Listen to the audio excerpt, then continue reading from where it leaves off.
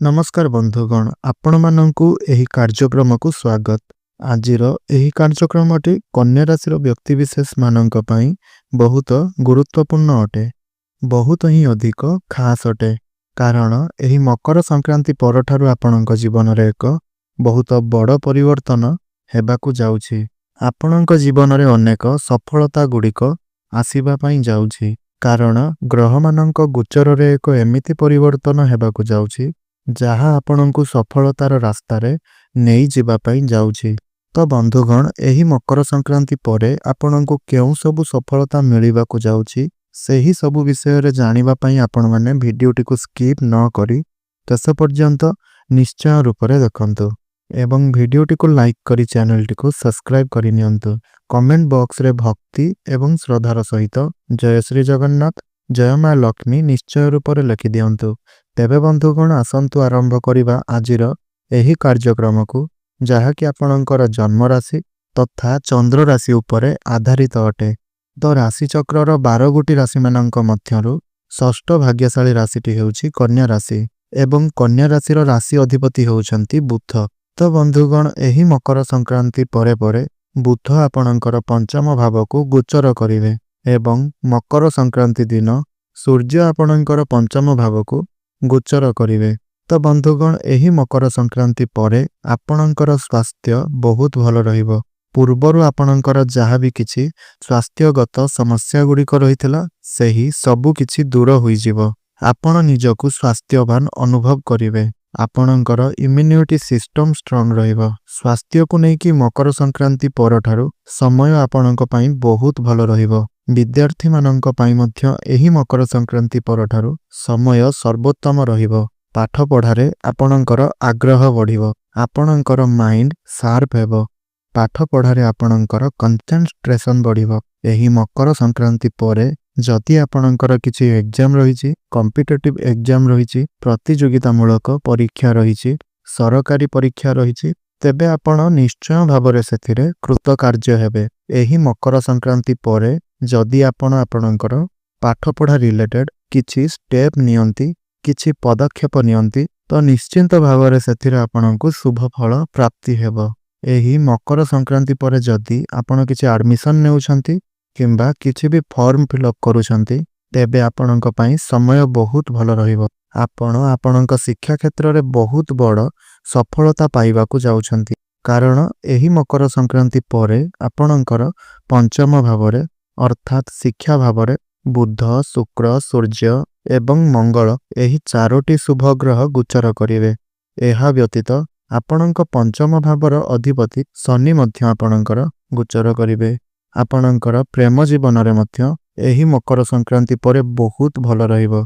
कारण आपणकर पंचम भावर अधिपति शनि सप्तम भावरे केंद्र रे गोचर करूछंती एवं आपणकर पंचम भावरे बुध, शुक्र, सूर्य एवं मंगल गोचर करिवे। जेहेतु आपणकर प्रथम भावर अधिपति बुध आपणकर पंचम भावरे गोचर करिवे, तो एहा फलरे आपणक मध्यरे भल पाइबा बढ़िबो।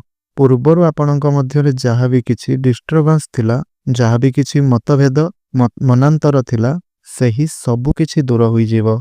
आपणक मध्यरे भल पाइबा बढ़िबो, बुझामणा बढ़िबो। आपणक प्रेम विवाहर रूप मध्य नहीं पारे। किंतु आपणकर पंचम भावरे जेहेतु मंगल एवं सूर्य गोचर करिवे, तेणु आपणकर पार्टनर को मध्यरे टिके आग्रेशन देखा देई पारे, क्रोध देखा देई पारे एवं शनिंकर दृष्टि जेहेतु प्रथम भाव उपरे पड़िबो, तेणु आपणक मध्यरे टिके जिद्दी स्वभाव देखा देई पारे।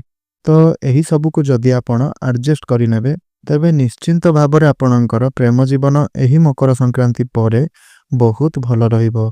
जदि आपणकर वैवाहिक जीवन कथा कहिबा तो आपणकर सप्तम भावटी होइथाय वैवाहिक जीवनर भाव एवं आपणकर सप्तम भावर अधिपति हेउछंती देवगुरु बृहस्पति। देवगुरु बृहस्पति आपणक कुंडलीर दशम भावरे गोचर करूछंती एवं आपणकर सप्तम भावरे गोचर करूछंती शनि। शनि किंतु आपणकर सप्तम भावरे गोचर करूछंती, तेणु आपणक पार्टनर को मध्यरे टिके जिद्दी स्वभाव देखा देबो। छोट छोट कथा गुडी को नेकी से नाराज होई पारंती। किंतु जेहेतु आपणकर सप्तम भावर अधिपति गुरु बहुत भल स्थिति रे अछंती, केंद्र रे गोचर करूछंती, ତ ସେ ସବୁ କିଛିକୁ ଠିକ୍ କରିନେବେ ଏବଂ ଆପଣଙ୍କ ପାର୍ଟନର ତାଙ୍କର କ୍ୟାରିୟରକୁ ମଧ୍ୟ ନେଇକି ଟିକିଏ ବିଜି ରହିପାରନ୍ତି। ତ ଏହି ଛୋଟ ଛୋଟ କଥାଗୁଡ଼ିକୁ ଯଦି ଆପଣ ଆଡ଼ଜଷ୍ଟ କରି ନେଉଛନ୍ତି ତେବେ ବୈବାହିକ ଜୀବନ ମଧ୍ୟ ଆପଣଙ୍କର ବହୁତ ଭଲ ରହିବ। ଯଦି ଆପଣଙ୍କର ଭାଗ୍ୟ କଥା କହିବା ତ ଆପଣଙ୍କର ଭାଗ୍ୟ ଏହି ମକର ସଂକ୍ରାନ୍ତି ପରଠାରୁ ବହୁତ ଭଲ ରହିବ, କାରଣ ଆପଣଙ୍କ ଭାଗ୍ୟ ଭାବର ଅଧିପତି ଶୁକ୍ର ପଞ୍ଚମ ଭାବରେ ଗୋଚର କରିବେ ଏବଂ ଶୁକ୍ରଙ୍କର ଦୃଷ୍ଟି ଆପଣଙ୍କର ଏକାଦଶ ଭାବ ମାନେ ଲାଭ ସ୍ଥାନ ଉପରେ ରହିବ। ତ ଭାଗ୍ୟରେ ଆପଣଙ୍କୁ ଲାଭ ପ୍ରାପ୍ତି ହେବ, ଅର୍ଥାତ୍ ଆପଣ ଭାଗ୍ୟ ସମ୍ବନ୍ଧିତ ଯାହା ବି ନିର୍ଣ୍ଣୟ ନେବେ ସେଥିରେ ଆପଣଙ୍କୁ ସଫଳତା ମିଳିବ। ଏହି ମକର ସଂକ୍ରାନ୍ତି ପରେ ଆପଣ କିଛି ବଡ଼ ଡିସିସନ୍ ନେଇପାରନ୍ତି, କିଛି ବଡ଼ ଜିନିଷ କିଣାକିଣି କରିପାରନ୍ତି, ନୂତନ ଭୂମି ଜମି ପ୍ରପର୍ଟି ଇତ୍ୟାଦି କିଣିପାରନ୍ତି, ନୂତନ ଘର ନିର୍ମାଣ କରିପାରନ୍ତି କିମ୍ବା ନୂତନ ଯାନବାହନ ଇତ୍ୟାଦି କିଣାକିଣି କରିପାରନ୍ତି। ଏହି ମକର ସଂକ୍ରାନ୍ତି ପରେ କୌଣସି ଦିଗରୁ ଆପଣଙ୍କୁ ବଡ଼ ଧନଲାଭ ହୋଇପାରେ। ଯଦି ଆପଣ ପୂର୍ବରୁ ସେୟାର ମାର୍କେଟ ଟ୍ରେଡିଂ ଏହିସବୁ କିଛିରେ ଯଦି ଆପଣ କିଛି ଇନଭେଷ୍ଟମେଣ୍ଟ କରିଥିଲେ ତେବେ ଆପଣଙ୍କୁ ବଡ଼ ଧନଲାଭ ହୋଇପାରେ, କିମ୍ବା ଯଦି ଏହି ମକର ସଂକ୍ରାନ୍ତି ପରେ ଆପଣ କିଛି ବଡ଼ ଇନଭେଷ୍ଟମେଣ୍ଟ କରୁଛନ୍ତି ତେବେ ଭବିଷ୍ୟତରେ ତାହା ଆପଣଙ୍କ ପାଇଁ ବଡ଼ ଲାଭପ୍ରଦ ସାବ୍ୟସ୍ତ ହେବ। ଆପଣଙ୍କୁ ଆପଣଙ୍କ ପିତାଙ୍କ ଠାରୁ ସାହାଯ୍ୟ ଏବଂ ସହଯୋଗ ପ୍ରାପ୍ତି ହେବ। କୌଣସି ଧାର୍ମିକ ଯାତ୍ରା ମଧ୍ୟ ଆପଣ କରିପାରନ୍ତି।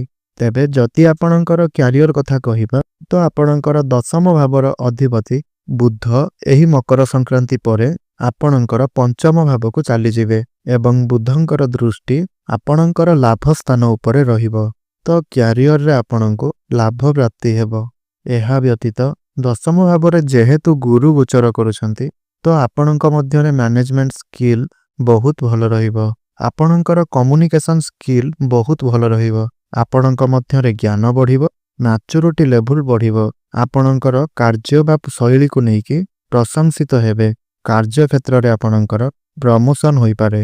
ଯଦି ଆପଣଙ୍କ ନିକଟରେ ଚାକିରି ନାହିଁ ତେବେ ଆପଣଙ୍କୁ ଚାକିରି ମିଳିବାର ବହୁତ ଅଧିକ ସମ୍ଭାବନା ରହୁଛି। ତେଣୁ ଆପଣ ନିଜ ତରଫରୁ ଚେଷ୍ଟା ଜାରି ରଖନ୍ତୁ।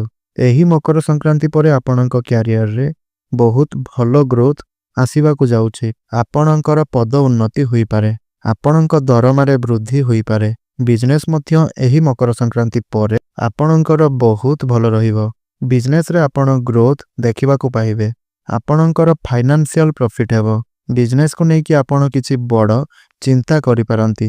ବିଜନେସ୍କୁ ବଢ଼ାଇବା ପାଇଁ ଆପଣ କିଛି ଷ୍ଟେପ୍ ନେଇପାରନ୍ତି। ତ ବିଜନେସ୍ ମଧ୍ୟ ଏହି ମକର ସଂକ୍ରାନ୍ତି ପରେ ଆପଣଙ୍କର ବହୁତ ଭଲ ରହିବ। ଏବେ ଆସନ୍ତୁ ଜାଣିବା କିଛି ଉପାୟ ବା ପ୍ରତିକାର ଗୁଡ଼ିକ ବିଷୟରେ, ଯେଉଁ ଉପାୟ ଗୁଡ଼ିକୁ କରିବା ଦ୍ୱାରା ଆପଣଙ୍କୁ ଅଧିକ ମାତ୍ରାରେ ଶୁଭଫଳ ପ୍ରାପ୍ତି ହେବ ଏବଂ ଯାହା ବି କିଛି ସବୁ ଅଶୁଭତ୍ୱ ଗୁଡ଼ିକ ରହୁଛି ସେହି ସବୁ କିଛି ମଧ୍ୟ ଖଣ୍ଡନ ହୋଇଯିବ। ତ ସେଥିପାଇଁ ଆପଣ ପ୍ରତ୍ୟେକ ଦିନ ବୁଦ୍ଧଙ୍କର ବୀଜ ମନ୍ତ୍ର 108 ଥର ଜପ କରନ୍ତୁ। ପ୍ରତ୍ୟେକ ଦିନ ହନୁମାନ ଚାଳିଶାର ପାଠ କରନ୍ତୁ। ପ୍ରତ୍ୟେକ ଦିନ ଓମ୍ ନମଃ ଶିବାୟ ମନ୍ତ୍ର 108 ଥର ଜପ କରନ୍ତୁ ଏବଂ ପ୍ରତ୍ୟେକ ଦିନ ଉଦିତ ସୂର୍ଯ୍ୟଙ୍କୁ ତମ୍ବା ପାତ୍ରରେ ଜଳାର୍ଘ୍ୟ ଅର୍ପଣ କରନ୍ତୁ। ପ୍ରତ୍ୟେକ ବୁଧବାର ଦିନ ଆପଣ ଗୋମାତାଙ୍କର ସେବା କରନ୍ତୁ। ଗୋମାତାଙ୍କୁ ସବୁଜ ଚାରା ଖାଇବା ପାଇଁ ଦିଅନ୍ତୁ। ନିଶ୍ଚିନ୍ତ ମାତ୍ରାରେ ଆପଣଙ୍କୁ ଅଧିକ ମାତ୍ରାରେ ଶୁଭଫଳ ପ୍ରାପ୍ତି ହେବ ଏବଂ ଯାହା ସବୁକିଛି ଅଶୁଭତ୍ୱ ଗୁଡ଼ିକ ରହୁଛି ସେହି ସବୁକିଛି ମଧ୍ୟ ଖଣ୍ଡନ ହୋଇଯିବ।